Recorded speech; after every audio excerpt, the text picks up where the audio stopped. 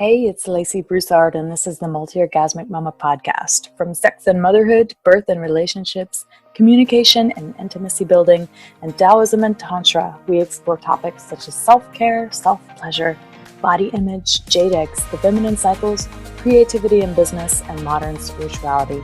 The Multi-Orgasmic Mama is a place to come for true stories and transformational advice on how to be a mama and a multi-orgasmic woman too.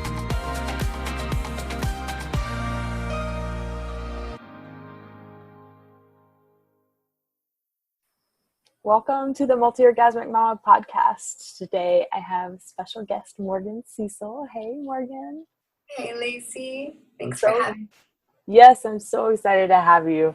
And Morgan is in the same sex, love, and relationship coaching program that I've been in all year, and I'm super, super excited to share her with you all today because she is one of my favorite people in the program, and she's such a wealth of wisdom and embodiment of everything that we've been taught. So you just want to go ahead and tell us a little bit about yourself, Morgan? Sure. Let's see. I'm a mama. I have two little ones, age 11 and 5, a boy and a girl.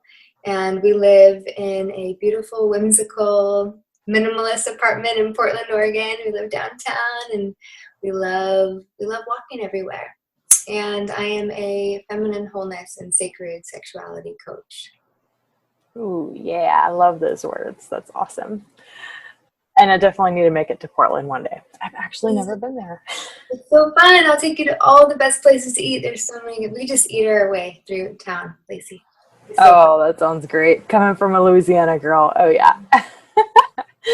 Yeah, so I'm really interested for you to share your story with everyone listening today, because when you told me your story, I was like, holy crap, this woman needs to be on my podcast. You have the most inspiring, amazing story, and I just want to hear everything.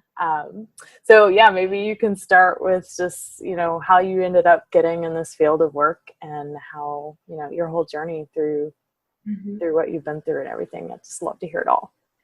Well, I think like a lot of us, I had no idea I would ever be in this line of work because for most of my life, sexuality was such a source of shame. And let's see, it's hard to know exactly where to begin in my story, but I'll just say this. As a little girl, I really believed in love. I really believed that life was meant to be this beautiful romance and adventure, and that every single person would eventually find their own love story, and we would all live happily ever after. So I felt that, that's truth. That's what we're made for. But yet, I was also really, really sad a lot of the time. I grew up with a mom who suffered from depression, and I just witnessed sadness. And so to me, being a woman looked like being very aloof and disconnected, and there was no joy. And for me, as a little girl and her oldest daughter, I picked up on the fact that she had very little delight in her life. And I felt responsible for that. I felt like no one delighted in me. And so I had this one experience of life when I was alone, and in my imagination, it was like just this beautiful picture of what life could be. But then my reality was really different. And that kind of continued that way through growing up. Like when I was alone, and I would just be so happy and so content dancing in my room. But then when I would go out into the world, I would feel really shut down and afraid and unworthy. So when I was 15, I didn't grow up in the church, but faith is a really big part of my life now. I never knew religion, but I always was hungry to know God. Like I kind of felt like there's something sacred about life, and I was really hungry to know more about God. So when I was 15, I was invited to a youth group, and I felt like I had made it. Someone saw in me like I was worthy to know about this really special thing. And there was a boy who invited me to it, and he was like star football player, like on the student body, like everything, right? I felt so seen and worthy. And then that boy and a friend of his ended up raping me. And when the rape happened, I had no recollection of it. We had drank a lot that night, and my sisters found me, and I was naked, lying in my own vomit, and the boys were downstairs bragging about how they both had slept with me. And my sisters drove me to the hospital to get my stomach pumped. And I remember waking up the next day and just really feeling for a second that it all had been just a dream. And I had so much relief that that didn't really happen to me. It was just a bad dream. And then the very next moment realizing, no, that did happen. Wow. Then like that wave of shame that just covers you and you're just mortified. And, you know, everything from just so terrified to face my parents and my sisters, but also just the world outside and high school. And not for a moment did I feel mad about what happened to me. I had immediately internalized that it was my fault, and that something about being a woman and having a woman's body made me guilty, and I was dangerous.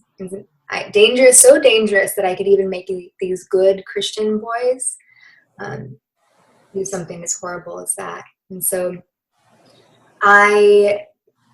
we make meaning of our life and the things that happen to us, especially, I had no one to process this with. And no one sat me down and talked me through what happened and helped me through it and to recover. And so in my mind, I was just this disgusting creature that's unworthy of God's protection, unworthy of God's love, and I was shameful and pretty much just a fool to ever believe that I could be worthy. And so, you know, having that deep belief inside, like, contributed to a lot of way my life turned out. Like, started getting into drugs and alcohol, sleeping around, just anything to kind of escape from my experience of being in my own body and in my own life.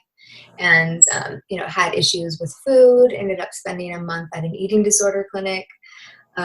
Just so much self-destruction, so much self-hatred. I had no idea it was really connected to that deep wounding, but that sexual trauma was also a deep spiritual trauma for me, and made me feel so isolated and so alone and so afraid of my own body and my sexuality. Yeah. So that's kind of like leads into just this search that was going on in my unconscious probably the whole time since I was 15 years old, is how can I be restored? How can I be made whole? How can I return again to that innocent place inside me where I'm worthy of love and protection, and I too get to experience romance and adventure and love. So just that search is what led me into the work that I do now. And there's more to the story. Yeah, I want to hear that part too. I think it's so courageous that you can just come on here and talk about everything that you just shared. That's like, I don't think anyone's been that upfront about their own sexual abuse before on the podcast, and it's just mind-blowing. Well, it took me 15 years to even say the words. Like, it took me from the time I was 15 to the time I was 30 to even begin to grieve it, because I just had stuffed it down and repressed it and just was like, okay, shitty things happen to everybody, move on. And it's been a journey to being able to tell that story. So. Yeah, man, mad props. So one thing that stood out, I'm on your emails and I read all of them because I love your writing, and Morgan has an amazing Instagram account, and she writes these amazing captions on all of her Instagrams and her emails, and I just love them so much. But one thing that you said one time just stood out so much was about how one of the biggest things that brought you back to wholeness and to being able to delight in yourself and in your body was becoming a mom. And of course, this is the Multi-Orgasmic Mama podcast, so I'm always interested to hear women's stories of how becoming a mother changed them and how it affected them, and maybe even a little before you became a mother, because I know that was a big part Yes, yes. So you just repeating that back to me gave me goosebumps because it is such an imprinted experience of redemption, just the experience of becoming a mom. So, like I said, I was very self-destructive in my 20s and just made one bad choice after the other. And, one of those streaks led me to getting pregnant. And I was not in any way, shape, or form ready to become a mom or even feel like I could take care of myself. And so I ended up sleeping with an ex-boyfriend, and found out a few months later that I was pregnant. And it devastated me. It scared me.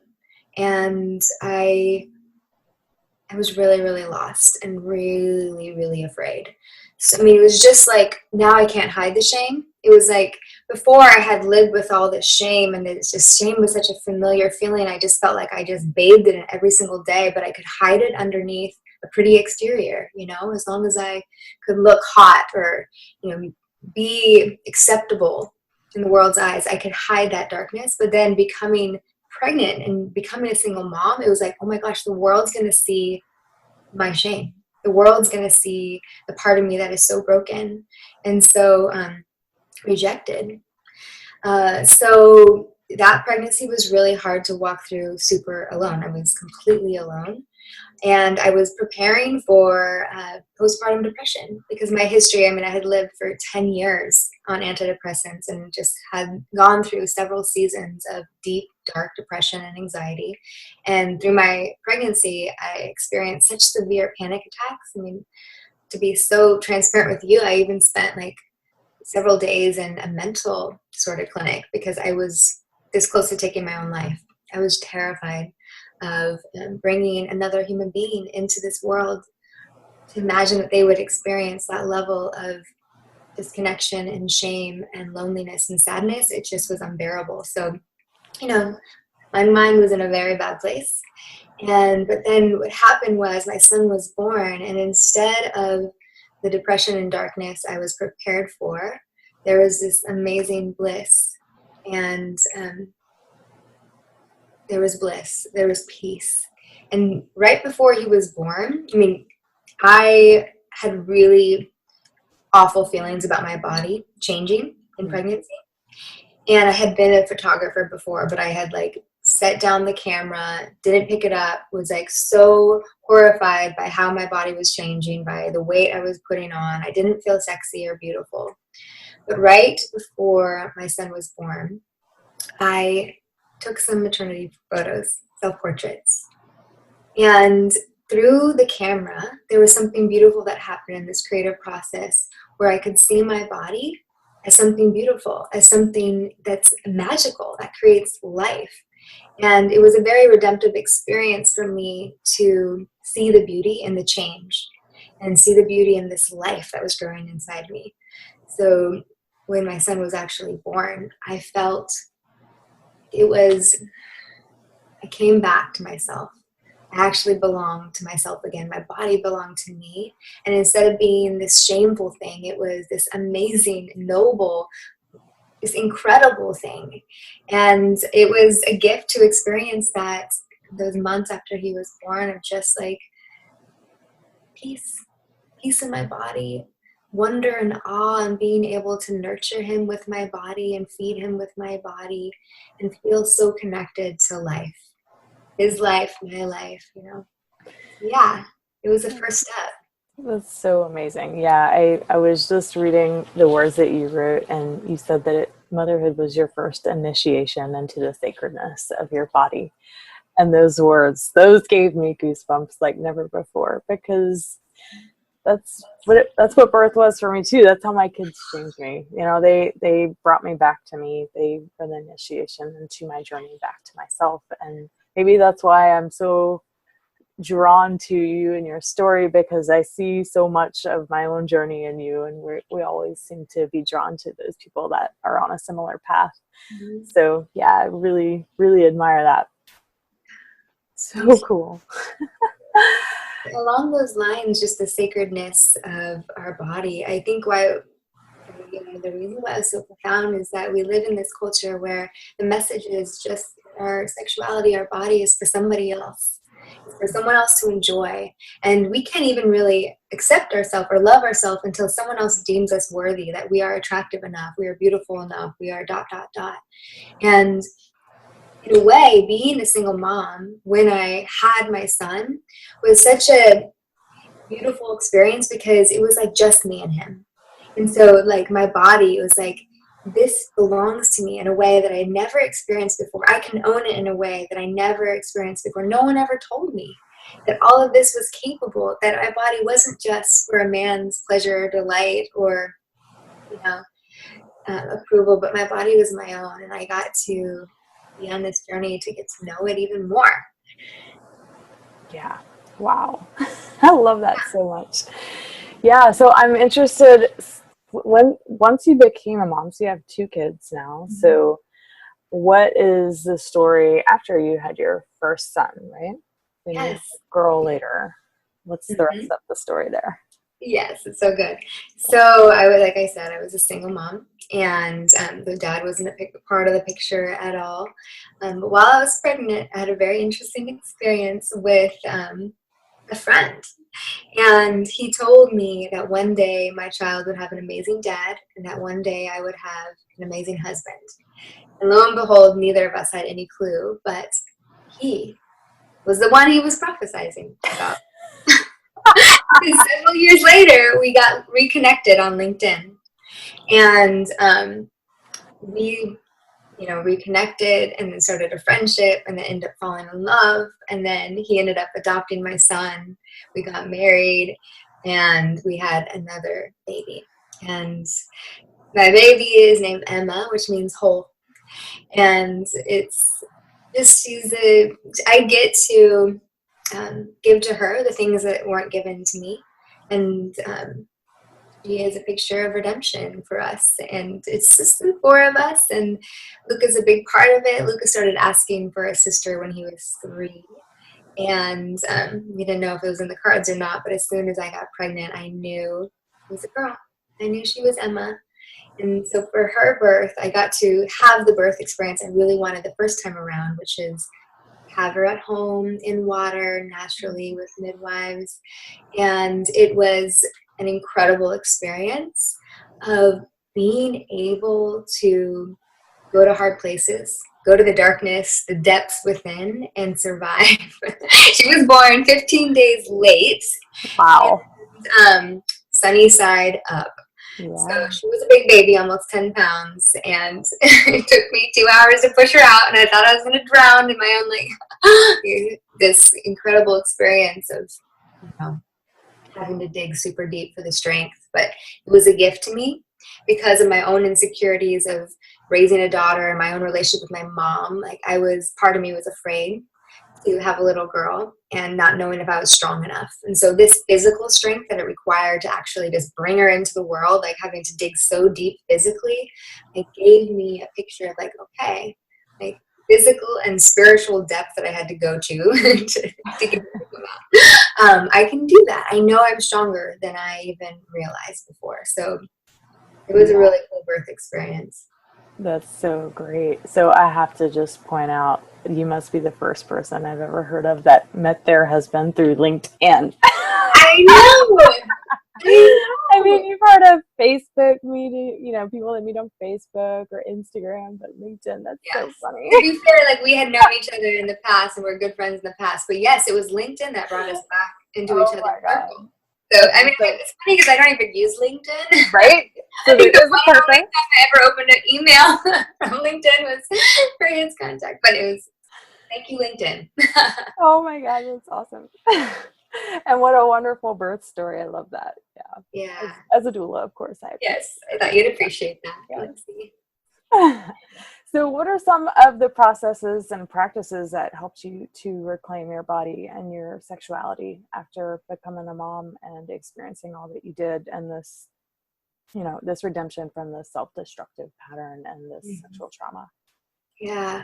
For me, it was about learning how to be present in my body in a way that I had never been before. So one of the things that started to help kind of bring me into what does it mean to be present was through yoga and meditation, but then also just breaking it down really, really simply into my senses and being really, really connected to my five senses and deciding that I'm going to delight in my senses as much as possible.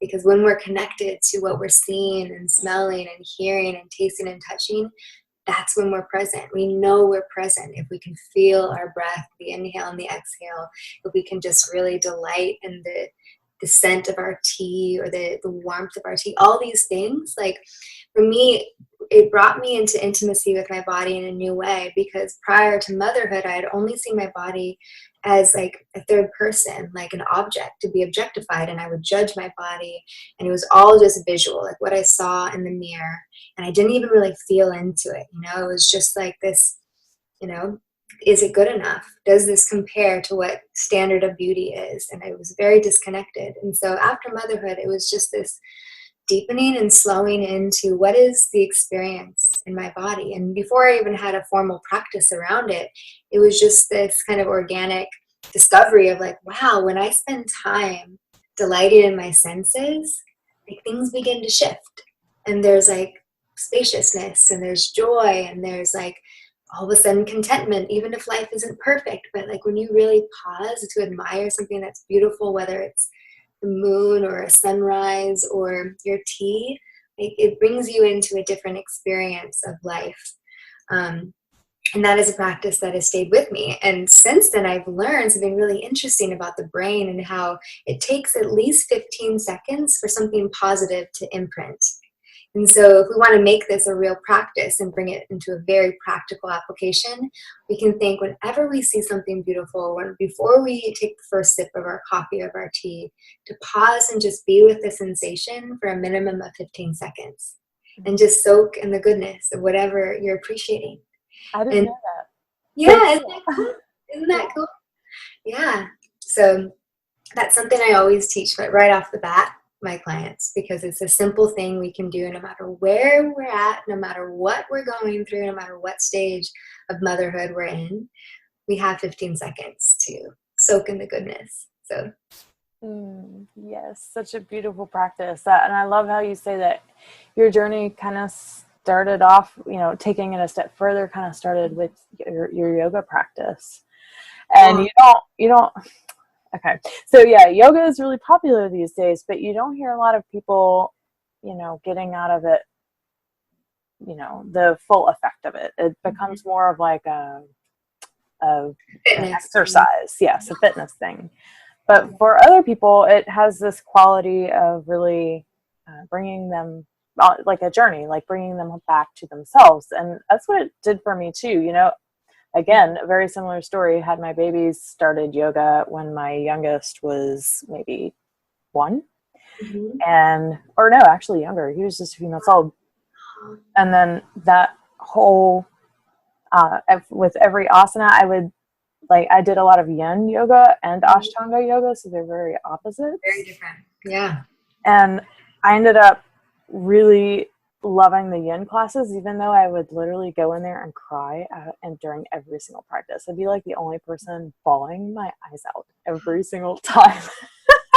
But I loved going to it because it was like opening my body up and really helping me tap into that felt sense that you and I have talked so much about in our program. So really connecting to sensation in the body without even really knowing what's going on in the brain or how the emotion is related to the sensation, but it had this effect on my body that I eventually became conscious and aware enough to process what was going on in it.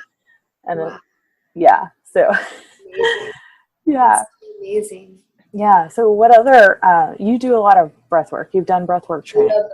I love breath work. Tell me about that. So this is another interesting story. So part of this journey into sexuality and just finding wholeness where there was brokenness before, or this felt sense of being just soaked in shame, part of that journey was with my husband. Once we got married, we were so in love and we were so connected. Then after a few years, which is so common in committed relationships, it shifts. Something shifts. And I remember feeling like I was losing him. Like there was there wasn't a lot of there fights or anything dramatic, but there was just this sense of like distance growing between us. And we realized it had its roots in our sex life. And there was just some patterns that we had fallen into and didn't really realize it. And we all come into a relationship with wounds, and what we discovered was that my wounds were triggering his, and his wounds were triggering mine. And we were just in this like vicious cycle of just feeling so much pain around sex. And all of my trauma, never being able to say no, came to the surface, and I realized that I resented having to have sex and resented his advances, and just felt like this turmoil inside. And then I would reject him and then feel so guilty about rejecting him and feeling like I wasn't enough as a woman or a wife. And then he would go through his own cycle of feeling, shut down and rejected and not loved. And it was just this horrible, painful experience. And at the time, we were just drinking. We drank like normal people drink, I thought. But my husband realized he had a problem with alcohol. And he would think about alcohol all the time. And it caused him just like this, he realized he was using it to escape. And he had some things coming up in his own personal life that he didn't want to address. And so, he would just drink to escape. Just like we all do something to escape, whether it's social media or Netflix or couple glasses of wine in the evening time. So we had a huge fight on a Valentine's Day. We never fight, but that Valentine's Day something happened. It was a catalyst for really thinking about change. And he decided he was going to stop drinking. And I was shocked, because I had no idea, that was an issue.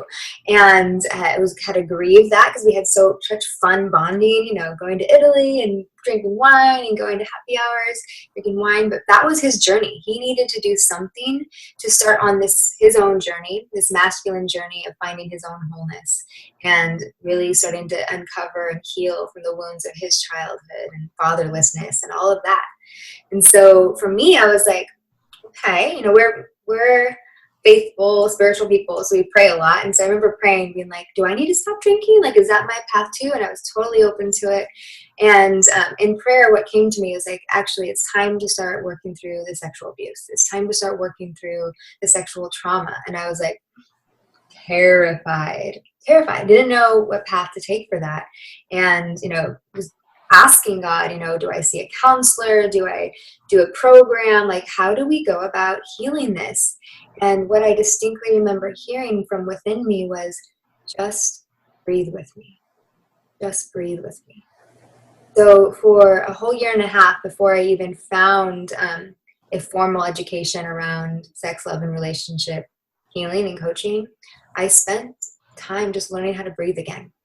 And really like that education of learning how to be with myself and slowing down. And I remember it was so hard in the beginning. Like I was terrified of the exhale. I was terrified of the inhale. I really noticed how much trauma was even stored on my breath. And when waves of panic would come and anxiety would come, like I would learn how to just breathe through it. And I remember thinking like, this isn't making the pain go away. But I am learning how to move through it and not let it define me anymore. Like became this fluid experience and this flow where I could, instead of getting stuck in anxiety or darkness or fear, I would feel the anxiety and fear, and I would be able to hold myself through it with the breath. And there wasn't any fancy breathing I was doing. I was just paying attention to breathing. And really feeling that connection with the spirit and the breath, and feeling like there was something holy and sacred about the breath. And as you may know, like ruah in Hebrew is the spirit. It means the breath, and it's feminine.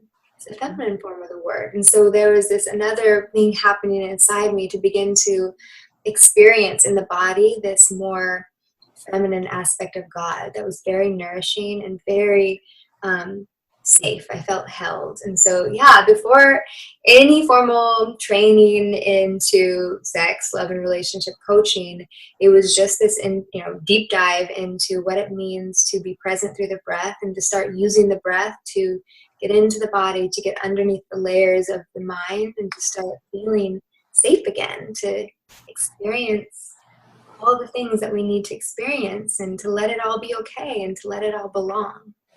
Yeah.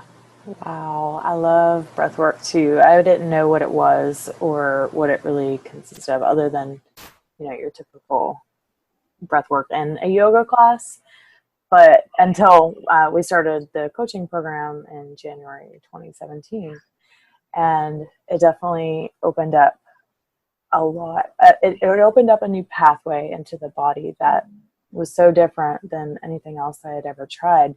It was really my first experience into like really getting in touch with sensation Yes. directly, not indirectly like yoga was, but Mm-hmm. directly. Like you were going and looking for it, trying to Yes. connect to just sensation with the breath. And An yeah, amazing just tool for that. I mean, just for dealing with anxiety, for one example, like I learned how to connect to the sensation of anxiety instead of the story mhm. about anxiety.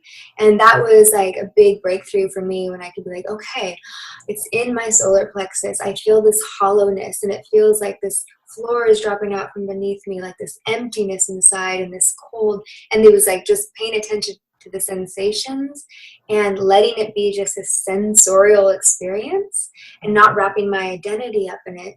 So then there creates that space to be the observer and the witness, and then it just can move and it can flow into Yeah. a new experience of wholeness and filled up and warmth and safety.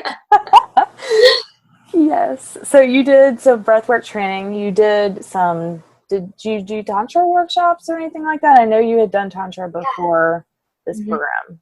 Yeah, and so I was a yoga instructor, and I had just been really passionate about the philosophy side. So, like we mentioned, like a lot of people are really interested in the physical fitness aspect or what yoga can do for your body in the physical plane. But my master's degree is actually in Eastern philosophy, so I read a lot of the texts, and I was always very interested in the kind of the psychology and philosophy of yoga. And so for me, I mean, Tantra was so exciting to discover and begin to learn, because it was so much. For me, the way I see Tantra is the practice of bringing light to dark places. And dark places being like that, what is unconscious, what is ignorant, what is, operating below the level of our awareness and our choice. And so for someone that has the faith that I do, that idea of bringing light to dark places is so beautiful and so holy. And it's very practical in Tantra. It's like through breath work and through asana and through kriyas and through meditations, like we learn how to actually use our attention, our awareness, our consciousness to bring restoration and wholeness back into our body, mind, and spirit. So yeah, it was all about it. People in my Christian community are still kind of afraid of the word tantra, but a lot of what I do is just educating them. No, it's like very Jesus-y. Like Jesus is a total tantric. Like it's all about bringing light to dark places. Yes. Speaking of Jesus and tantra, so yeah, the Magdalene manuscripts or something. I Unfortunately, I've been so burned with Christianity. I have not been able to bring myself to even like read the good parts of it that I know, or like if I actually read them, I'd be like, wow, this is really cool. Like, but one day I will get there, and I can't wait to read that book because I hear that, it's all about how Mary was a freaking tantrika of the time and how like, yeah, and we don't even hear anything about that. And, I think we will start hearing it because yes, there's some rumblings in the church and in the like thought leaders that I follow, and there's more books being written about her, and there's actually a movie being made about her. So I think we're gonna start seeing it's just part of like the divine feminine rising, the yes. awakening of this important piece of the story. Yes, I'll be more inclined to watch a movie first. To be honest. Joaquin Phoenix is in it, and Joaquin Phoenix and the woman who plays. Well, then I'll definitely watch it. Yeah. Awesome. So cool. So what was, if you had to boil it down to one particular practice or thing that you did to kind of work through your sexual trauma and the things that were coming up in your sex life with your husband, Mm-hmm. because that's a big thing that we talk about here is, you know, our sex lives with our partners, our chosen partners. I mean, we have so many issues that come up in long-term partnerships that it's one of the biggest reasons why people don't stay together. Yes. So what was the thing that you did that you could name that kind of helped y'all work through that? You know, really learning how to hold myself with so much self-acceptance and so much unconditional self-love, like knowing that I'm the only one that can give that to me. You know, aside from God, like I need to learn how to hold myself with that much tenderness and that much grace. And then, only then could I be present enough to kind of work through things with my husband, you know? And so the practice of just breathing with so much love and so much just willingness to accept whatever is right now, and just tenderness. Like there is a line from a poem, a piece of writing by Saint Catherine of Siena, and she's this Christian saint mystic. And she says, "I've seen what you want. It is there, a beloved of infinite tenderness." And for me, it's like, yes, that's what I want, a beloved of infinite tenderness. And the invitation was learning how to offer that to myself first, so then I could share that in relationship with my husband, share that with God. And so it's like this beautiful, like tripart, like I need to be the beloved. I get to experience God as the beloved. I get to experience my husband as the beloved. But it's like it begins with being willing to offer that level of tenderness and gentleness and kindness and acceptance and love to myself. So slowing down helps. Mama, slow down. Just slow everything down a bit.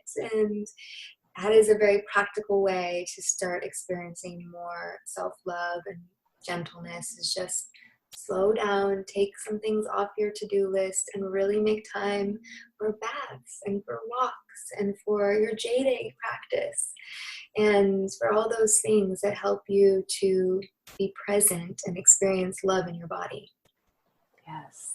Oh, so juicy. Mm. So if you had one tip or a piece of advice that you could give about being a multi-orgasmic woman, what would that be? Or was that it?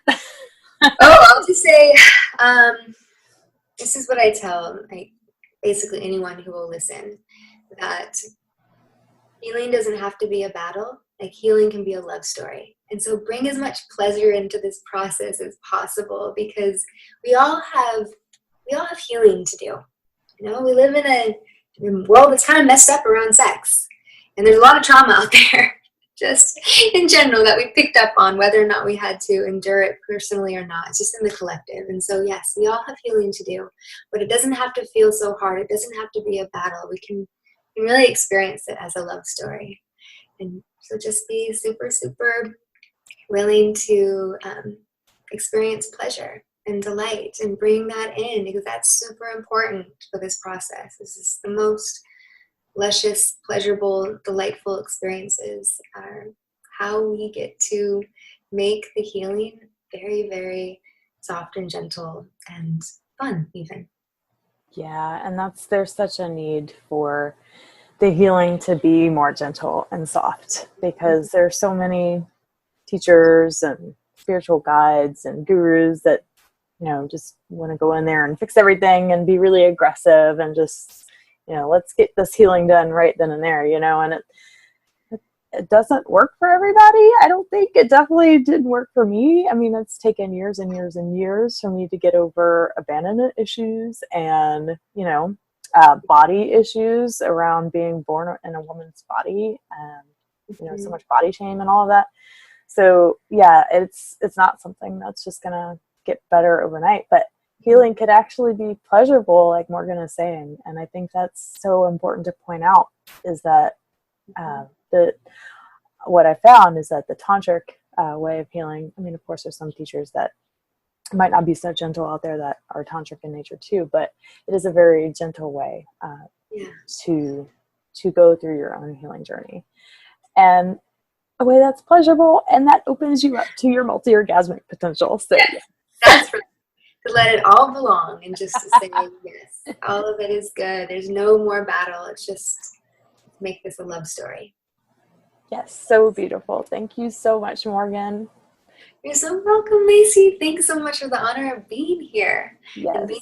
being in your council of multi-orgasmic women, mamas. Was it multi-orgasmic? Yes, Wow. multi-orgasmic mamas. Yes. That is a revolution right there. Oh my gosh. The next generation will be so full of life and creativity and, self-acceptance and confidence with mamas that are just saying a big yes to being multi-orgasmic. Hell yeah. Well, thank you so much, and we'll see you soon.